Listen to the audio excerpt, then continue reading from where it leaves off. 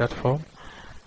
Et aujourd'hui, nous avons une nouvelle leçon que nous allons faire. C'est sur la comptabilité assistée par ordinateur, le SAL CV6 en l'occurrence. Et comme d'habitude, nous allons procéder par un cas pratique. Alors, la première étape de ce cas consiste déjà à créer la société. Vous savez que le logiciel SAL CV6 a été conçu pour faciliter les transactions ou bien l'enregistrement comptable dans la société.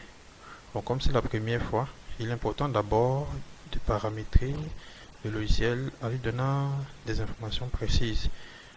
D'abord, la structure dans laquelle on aimerait travailler. Voici les informations que nous avons relatives à notre structure, comme vous pouvez voir là. Il convient pour nous de les remplir à partir du logiciel SAL CV6. Alors, nous allons d'abord ouvrir le logiciel. Et lors de l'ouverture, nous allons paramétrer comme d'habitude. Nous allons mettre le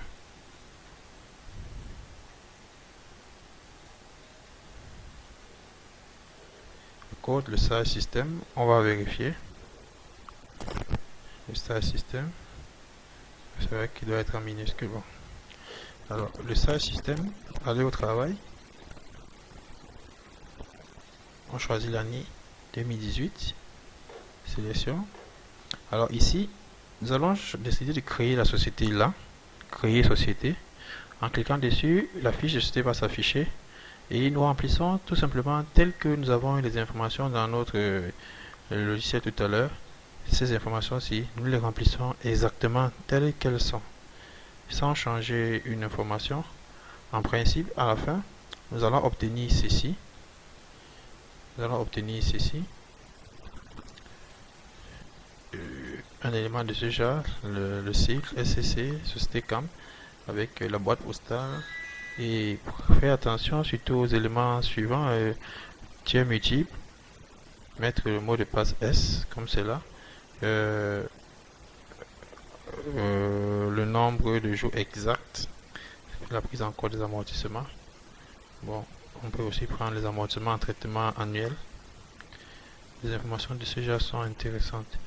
Bon, alors quand on a fini, on valide tout simplement et on va mettre le mot de passe S et on va le confirmer. Et notre société a été créée.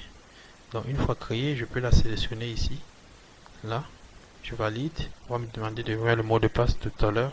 S. On vérifie. Et je valide. À ce moment, j'attends. Le logiciel va me demander déjà la période de saisie.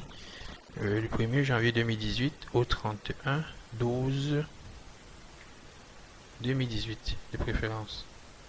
Et nous avons, tel que vous voyez là, tenue générale.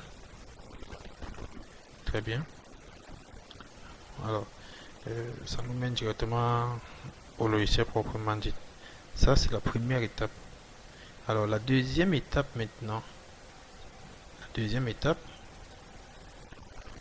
enregistrer un bilan d'ouverture, tel que vous pouvez voir là.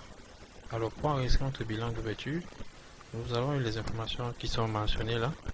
Il va falloir que nous les enregistrons progressivement dans notre bilan. Alors, comment y arriver? Alors, nous allons revenir sur le sage, et nous y allons sur la saisie. Alors, comme c'est le bilan d'ouverture, nous allons commencer par la saisie dans le journal des ans nouveaux. Sélectionnons et ça nous met directement la saisie des écritures du système d'information. À partir d'ici, le libellé du mouvement, nous pouvons mettre bilan d'ouverture. Bilan d'ouverture.